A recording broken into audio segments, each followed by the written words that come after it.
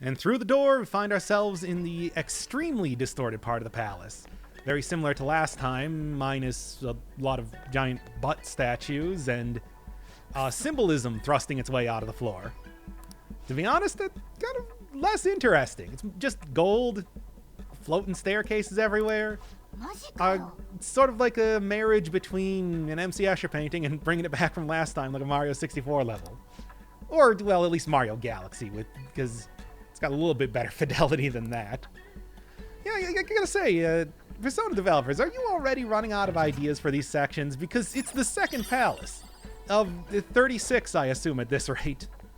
Oh, and before we get any farther, full disclosure, this is a take 2 of the episode that I've done previously with the other guy, because we got a little bit hung up on the repetitive dialogue, so, yeah.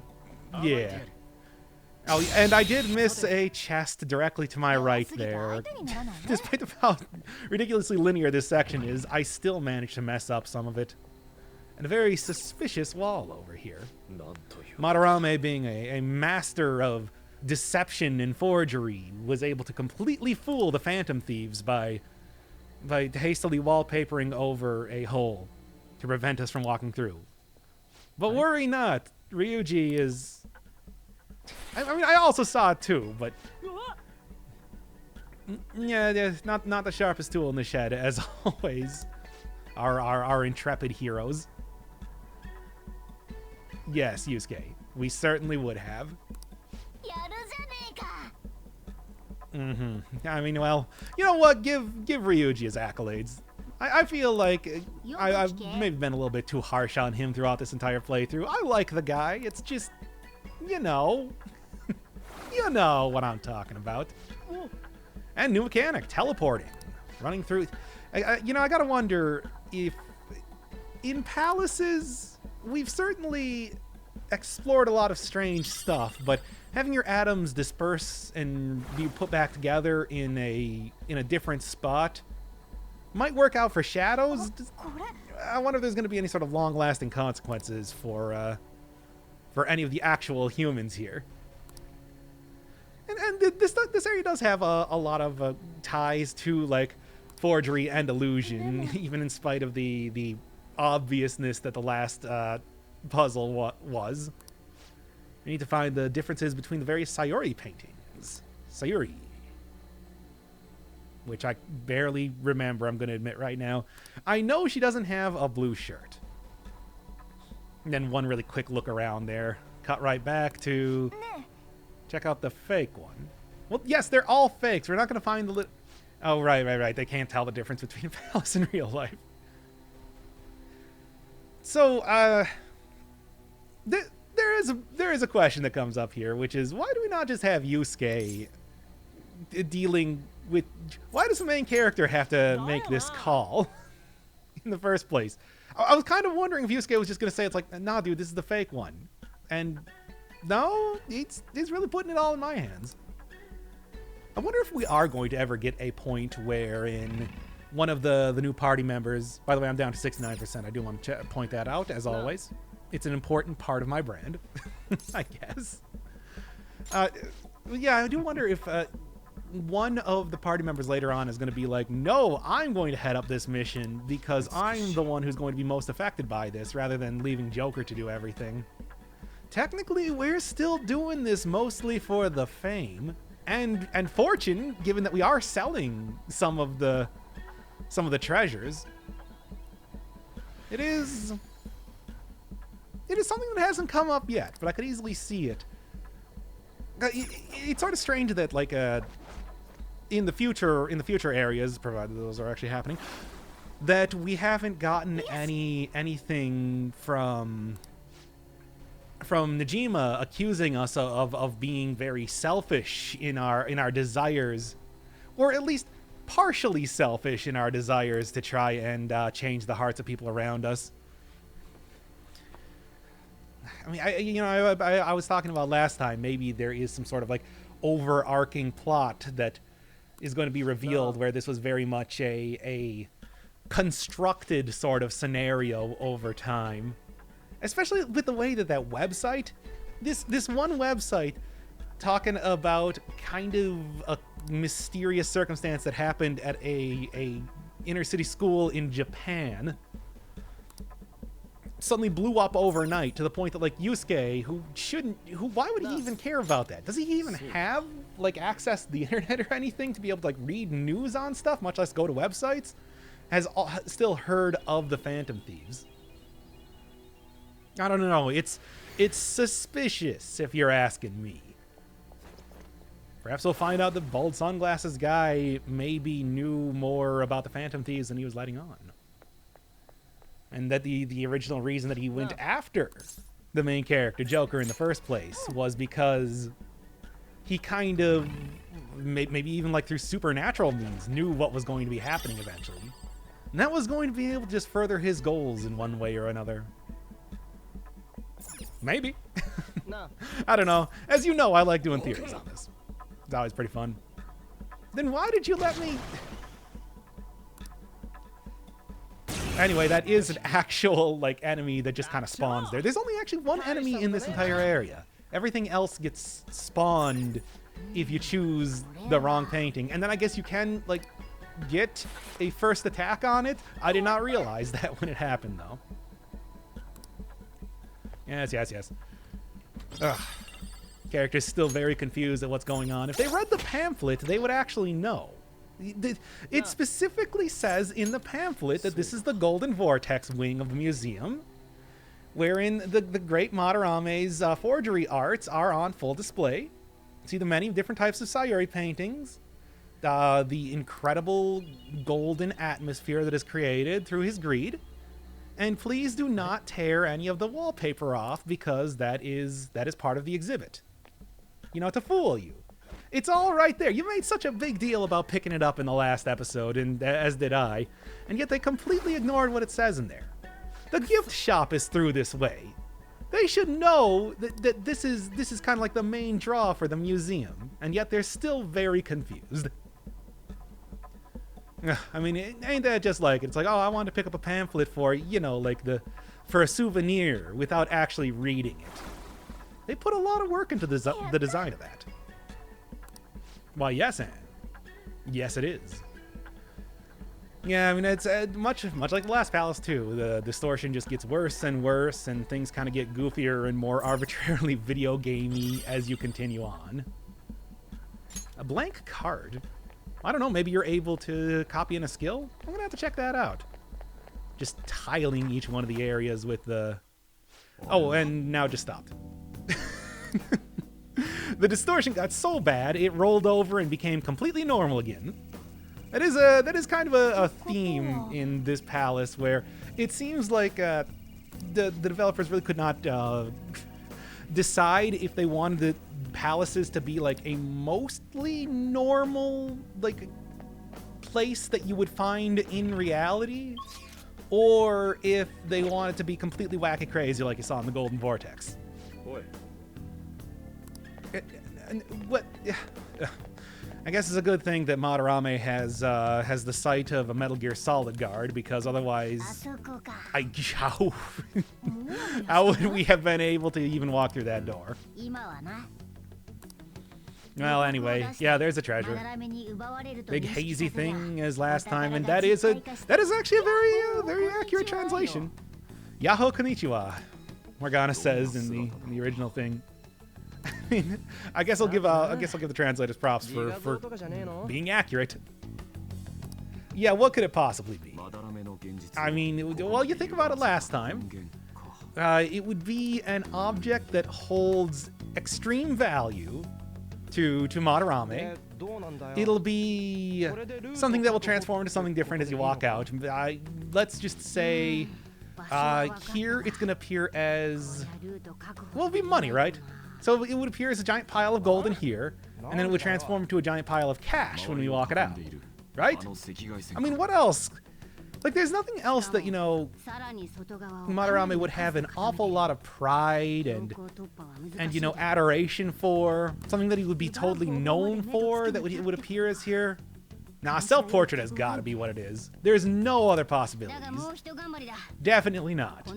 Definitely not anything that we've seen multiple times that appears whenever I look in the upper left corner after getting caught or, you know, using the third eye. Certainly nothing like that.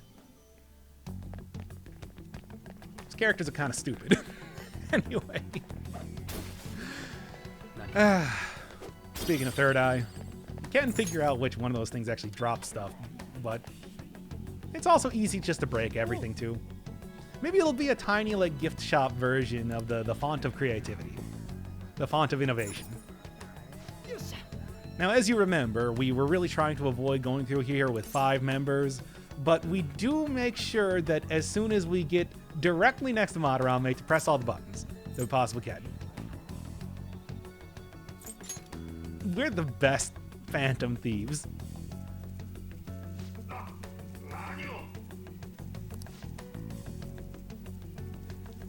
Like I said, it's kind of confusing as to how we just came out of the Golden Vortex and now like there are backup generators. Yeah, and it gets even more ridiculous later in the episode, which I will absolutely point out as always. Now, you must have them hooked up directly to the backup generators at all points in time.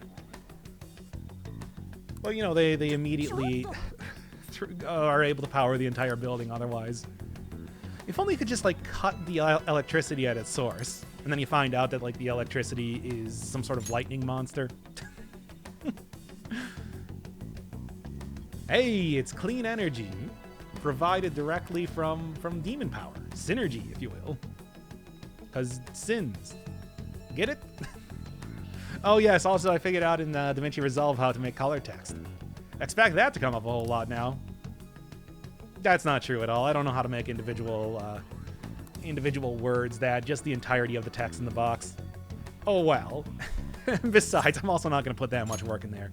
It just provided the perfect opportunity to do that. Alright, well, now that we've made ourselves perfectly known that somebody's messing around with all of the buttons in here, to actually... Yes, I know, Morgana! Please! Oh, no, wait, you lowered the shutters. Now we have less places to explore. Open up those shutters so we have more places to explore. I do wonder if you didn't actually turn off the electricity, if you would still have to do this fight, but... given how the game's been up until this point, probably just wouldn't let you not try to turn off the electricity. So, these guys, which I thought in the past, for some reason, that they were weak to ice. Maybe like some iteration of them in the past, but here, I don't know. Significantly more difficult than the other Archangel guy. It still didn't actually look up what his name was. I know that it's not an Archangel because that was the mini boss all the way back in Kamoshida's palace. Man, I've already forgotten his name. That was actually something I was going to be saying last time, where it really is all about... We don't really get too much... I mean, it feels like Madarame has kind of taken a backseat since we decided that we're going to get Yusuke on the team and everything, and now major plot points are mostly just stuff related to him and nobody else. You don't even see, like, Nakanohara past this point, as far as I remember. Even though he was kind of... You know, if I'm being honest, he was kind of the more... He was the person, like, a lot more hurt by Madarame, at least initially. And he was the person that was really trying to reach out to us and everything, whereas Yusuke was just standing in the way. You'd think that he would be very, you know, that we would at least like get Nakanohara coming back to be profusely thankful about how he's about how we were able to help him out. But no, it's all about Yusuke now. And I think even most of the information that we get from Madarame past this point is just in relation to Yusuke. Well, anyway. Allies remain unaffected because, you know, we're not going to just be able to walk outside of the door and get the password immediately again, unfortunately. You can tell because that wasn't a regular cutscene that that's a place that leads back from a volition seed. It's weird how they decide to do that, where, you know, just about everything in the base game gets a cutscene, but all the volition seed stuff is just handled with, like, the little party chatter that appears in the upper right corner. You know, it's given, like, a little hand wave of, this door doesn't open right now. Whereas, like, normally, this stuff would get, like, a full proper cutscene where you'd stop and, like, have a dialogue between each one of the characters. It's kind of strange that they didn't decide to do that for more scenes in the game. It would have been an easy way to actually handle a lot of the gripes that I've had with it up until this point. Speaking of volition seeds, that's another little entrance into one near that painting, so yeah. In fact, I would actually say that it seems like a lot of the non-vanilla Persona 5 stuff does seem to be streamlined much better. Which is strange that they didn't decide to, you know, they kept, like, the original Persona 5 very the same thing, rather than trying to streamline that a little bit. I suppose we do also have the parts where, like, the second mini-boss, well, I guess it would technically be, like, the only mini-boss, kind of like how Madarame, or not Madarame, the Archangel in the first area, and then later we're going to see a different thing now relegated to guarding a volition seed rather than getting their own part. I do wonder what that would have been in this palace, though. Because in the previous one, they had a pretty cool room there, kinda, where you had, like, the Kamoshida statues having, like, big red eyes, silhouetted faces, and just staring at you wherever you went. It was, yes, Ryuji, there's been so many of them here. How do you not realize that at this point? Yeah, this is what I was talking about before, where it's just like, or, you know, it's a magic palace. But whatever, I mean, hey, it only works to our advantage when it comes to stealing this treasure. Anyway, I would be interested in seeing what the original version of the mini-boss room was, but this game's taking me too long to do already. I don't really feel like it would be a good use of time to replay through the game just to get some more compare-contrast type of deals. I do like the very large red lever. It kind of works with my whole theory that that maybe the owners of the palaces are trying to sabotage themselves. Because otherwise, why would it be the big red thing right there? Why, yes, Ryuji, it is. Unless that might be a forgery of the treasure, and you just can't really tell because Madarame is that good. We saw how he wallpapered over that hole. That man can be capable of anything. Should have been more illusion stuff just in general in this place. I mean, I guess there was a lot of it, but it didn't really feel like any more than you would see in, say, the previous dungeon. Or maybe it was just that it was so well spelled out with the cutscenes that you saw that didn't really register that much. It's a nice camera angle. Really sets the mood. Still, I'm not entirely sure if those gigantic blue, like, window things are supposed to be windows to the outside, or if they're some sort of art installation by themselves. It's kind of questionable. Because certainly this does have, you know, traditional types of paintings, but also a kind of like postmodernist type of deal. For example, you remember, like, the hole painted onto the floor, which again was just kind of ruined by being like, oh hey, there's a guy walking on it. It's like, oh come on, you couldn't even let me figure that out myself. You mad to have a cutscene for it, man?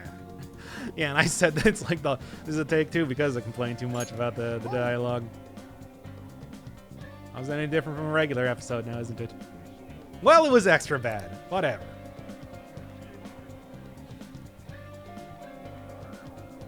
Yeah. That's why we figured that out. Hence why we have 5 party members. That's right, Scuba Gang. I'll be the one creating the trap, and Morgana and Ryuji, I guess, be kind of the closest to a Shaggy type of character, are going to be the bait. And I guess Anne is going to be the one that explains who Madarame actually was by the end. Really, that should be Yusuke's job. So I guess he's the Velma, and Anne is the Daphne? You know, I think this actually kind of works out, doesn't it? And people were comparing Persona 4 to Scooby-Doo. So yeah, we'll be doing the calling card. I don't even remember. I don't think I even do it next episode because, hey, we got the time, 16 days to do this. We did the palace in 2 days, even though this is Merciless mode. So I'm pretty ahead of the curve. We can do some more confidant links, social links, before finishing this thing up. But pretty much, I think what it is the first time that I have one of the party members be like, hey, should we send out the card? I'm like, yeah, sure, whatever. Yeah, sure, whatever. Let's go do it. Being that this is very clearly a new area, obviously it's going to be leading to a Volition Seed. It's very much built for that. And I even could see some of these platforms over from the area above the treasure. It's just couldn't really figure out how to get there until I remembered, oh, right, there's this painting over here. Which you didn't enter into. You just die-harded your way into that room. I don't know, it feels like maybe bringing back that mechanic in a more optional type of scenario would have been interesting. And whatever, it accomplishes the same thing anyway. Really not too much point in opening that up.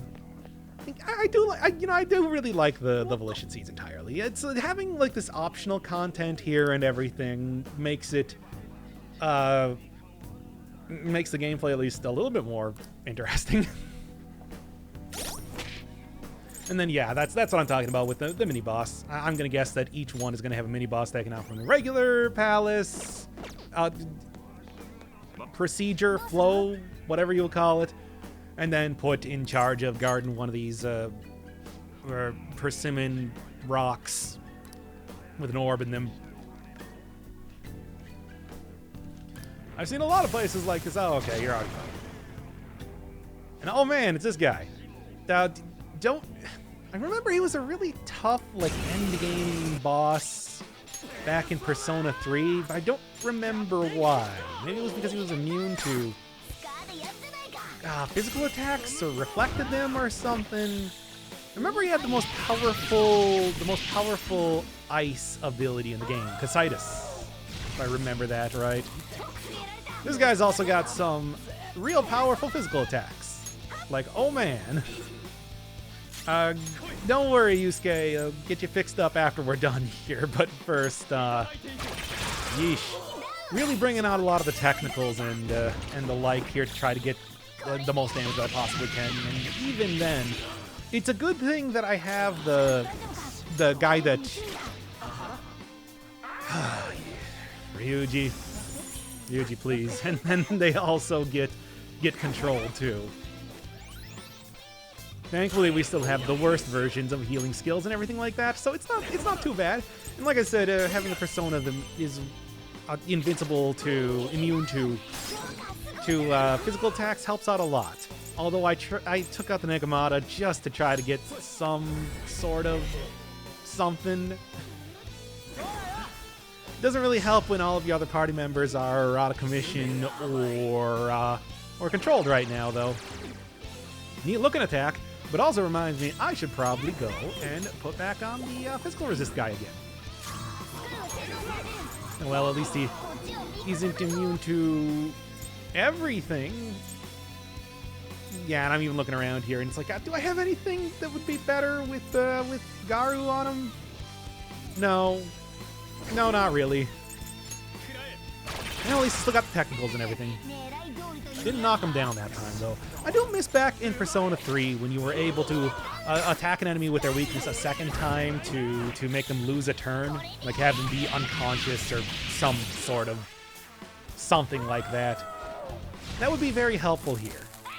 A good choice on my part, because I would have been dead. And thank God that the sleepiness is helping a lot. I do really like the technical and everything in this battle system. It makes it so it's like weaknesses, if enemies have them, that's great, but if they don't, you still got some options by using some of these, otherwise not amazing status effects. Didn't even need Yusuke for that one. You can see me mashing on the continue button as fast as possible to try to finish it up. Alright, this is the third one, but I still got the second one to do back in the kind of warehouse art storage area. Because that one is, I mean, it's not difficult to get, but I messed it up. Yeah, it shouldn't be too difficult to be getting another one of those super accessories, even though I still have yet to use the one I got from Gumshoe. It'll be eventually. I'll just make that a showcase at some point when I'm done with all the episodes that I already have prepared up. There's still quite a few of them. Yeah, you just gotta look up where it's someplace. Angle that camera up and look for the L1. Simple as that. And I will definitely take some of the beads. Full heals are good. Also are full revives and everything too. But the heals are still mostly unimpressive at this point that my party members can output, so I can buff that out with items pretty easily. And given that I am working on merciless mode, it's gonna come up more often than you might think. I think including in the boss fight for this. Yeah, we got this whole elaborate plan. It's not as simple as just taking a thing and bringing it out, but it is at least slightly more elaborate. It's not gonna work because this is a video game and we're gonna have a boss fight for the palace, but you know what the deal is.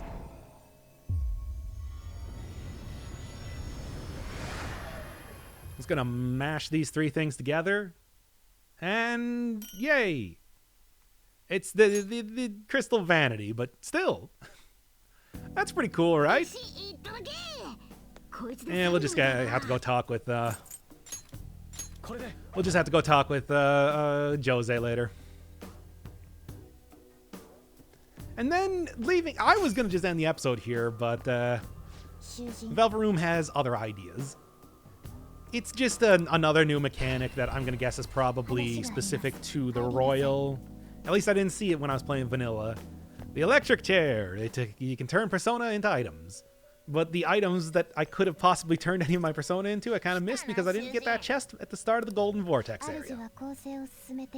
Yeah. I think that was the one thing that I would have required to actually be able to do something right now. Oh well, there will be more opportunities to do this in the future. Certainly. I mean, aside from that, you really have to like hijack me from trying to leave the area. I guess the idea would have been that you would have picked up that chest in the Golden Vortex and then done this, but well, what can I say? All right, next time, not quite the end of Madarame's palace, but we getting there.